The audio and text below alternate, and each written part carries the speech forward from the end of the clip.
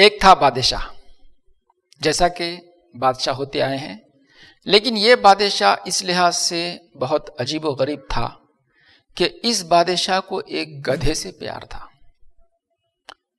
اور وہ اپنے گدھے کو بہت چاہتا تھا، اسی کے ساتھ کھاتا، اسی کے ساتھ پیتا، اسی کے ساتھ اپنا بہت سارا وقت بتاتا۔ ایک دن یہ بادشاہ بہت غمگین تھا، تو ایک وزیر نے پوچھا کہ بادشاہ سلامت، کیا بات ہے، آپ آج بہت غمگین نظر آ رہے ہیں؟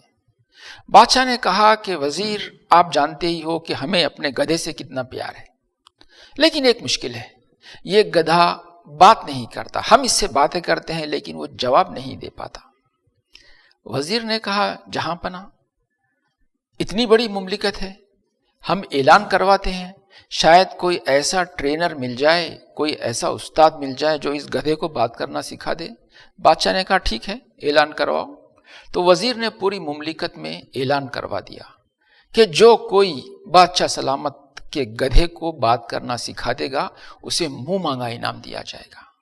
بہت سے لوگ آئے، انہوں نے گدھے کو دیکھا اور بادشاہ سلامت کے سامنے حاضر ہوئے اور کہا، حضور والا، بہت سے بہت یہ گدھا جو ڈھینچو ڈھینچو کرتا ہے، یہ ذرا تیز کر پائے گا، لیکن بات چیت یہ تو ناممکن ہے۔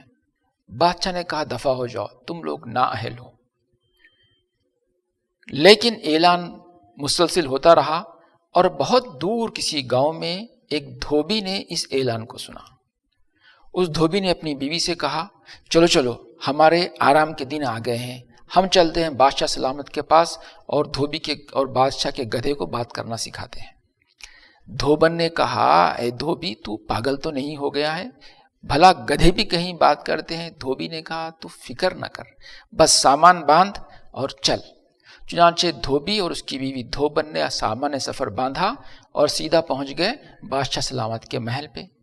بادشاہ نے کہا، کیا تم میرے گدھے کو بات کرنا سکھا سکتے ہو؟ دھوبی نے ہاتھ جوڑتے ہوئے عرض کیا کہ حضور والا، میری تو ساری زندگی ہی گدھوں میں گزری ہے، انہی سے کام لیتا ہوں، انہی کو ٹرین کرتا ہوں، وہ میری بات اچھی طریقے سے سمجھتے بھی ہیں اور بات بھی کرتے ہیں، کئی گدھوں کو میں نے بات کرنا سکھایا ہے، آپ کا تو شاہی گدھا ہے۔ بادشاہ نے کہا، تو پھر ٹھیک ہے، آ جاؤ اور اس کو بات کرنا سکھا دو۔ دھوبی نے گدھے کی طرف دیکھا اور کہا، بادشاہ سلامت، ایک دقت ہے۔ بادشاہ نے کہا، وہ کیا؟ کہا، میں جو عام گدھے ہوتے ہیں ان کو بات چیت کرنا تو بہت جلد سکھا دیتا ہوں، لیکن یہ آپ کا شاہی گدھا ہے، آپ کے لاڑو پیار میں بڑا ہوا ہے، اس کو بات سیکھنے میں تھوڑا سا وقت زیادہ لگے گا۔ بادشاہ نے کہا، کتنا وقت؟ دھوبی نے کہا، حضور صرف 20 سال۔ بادشاہ نے کچھ دیر سوچا اور سوچا کہ اگر 20 سال میں بھی یہ گدھا بات کرنا سیکھ جائے تو بڑی بات ہے۔ کہا، ٹھیک ہے، مجھے منظور ہے یہ بات، تم 20 سال میں میرے گدھے کو بات کرنا سکھا دو۔ دھوبی نے کہا، حضور مجھے اپنے محل میں ٹھہرنے کی اجازت دے دیجئے، میرے کھانے پینے کے اور میری ضروریات کا بندوبست کر دیجئے، میں کل سے گدھے کی ٹریننگ شروع کرتا ہوں۔ بادشاہ نے منظور کر دیا۔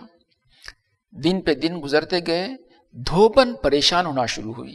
دھوبن نے دھوبی سے کہا کہ تم کب تک ایسے ٹانگ پہ ٹانگ ڈال کر بیٹھے رہو گے؟ کچھ کرتے تو ہو نہیں، تم بس گدھے کے ساتھ کچھ وقت گزارتے ہو، کہیں ایسا نہ ہو کہ بادشاہ کو پتہ چل جائے۔ دھوبی نے کہا، تو فکر نہ کر، میں نے بادشاہ سلامت سے 20 سال مانگے ہیں، اس 20 سال میں یا تو بادشاہ سلامت مر جائیں گے، یا گدھا مر جائے گا، یا میں مر جاؤں گا۔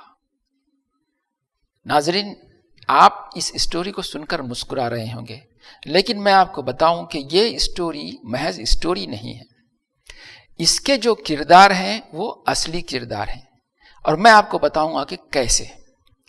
اس اسٹوری میں جو بادشاہ ہے وہ دراصل آپ تمام لوگ ہیں، آپ سب کے سب بادشاہ ہیں، اور آپ کے سب نے گدھوں کو پال رکھا ہے بیماریوں کی شکل میں۔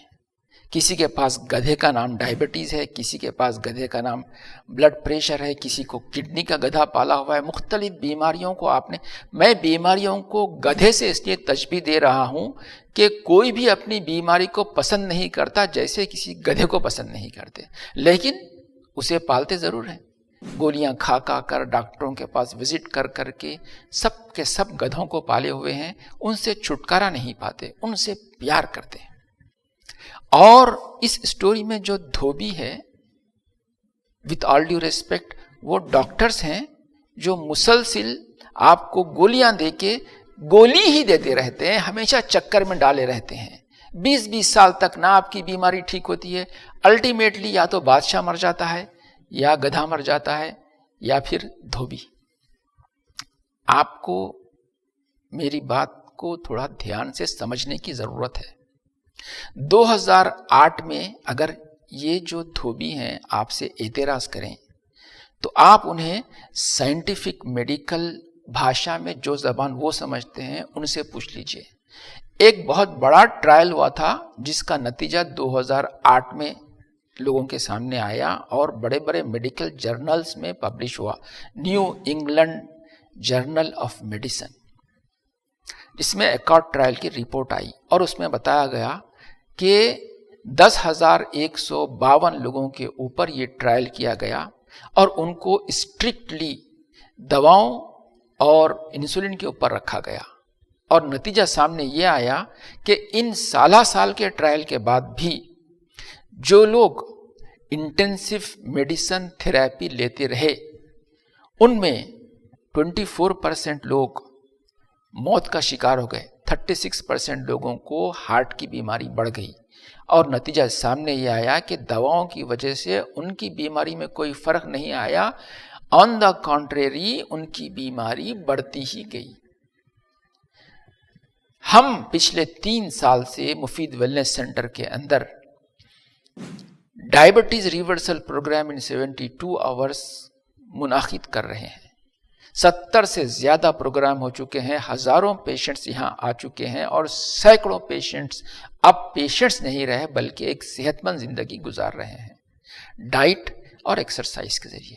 لیکن یہ بات جتنی سمپل ہے اتنی زیادہ آسان نہیں ہے. اس کے لیے آپ کا جو مائنڈ ہے اس کو کھولنا پڑتا ہے. جو ڈاؤٹس ہیں ڈائٹ کے بارے میں ان کو کلیئر کرنا پڑتا ہے. دواؤں کے بارے میں، میڈیسن کے بارے میں، بیماریوں کے بارے میں اور بہت ساری باتوں کا ایک کمپریہنسو پروگرام ہے جس کو اٹینڈ کر کے آپ کے اندر وہ قوت پیدا ہو جائے گی، وہ ہمت پیدا ہو جائے گی کہ آپ اپنے طور پہ بغیر کسی سائیڈ ایفیکٹس کے زندگی بھر کے لیے ان سارے گدھوں سے آزاد ہو سکتے ہیں. میں آپ کا منتظر رہوں گا. شکریہ.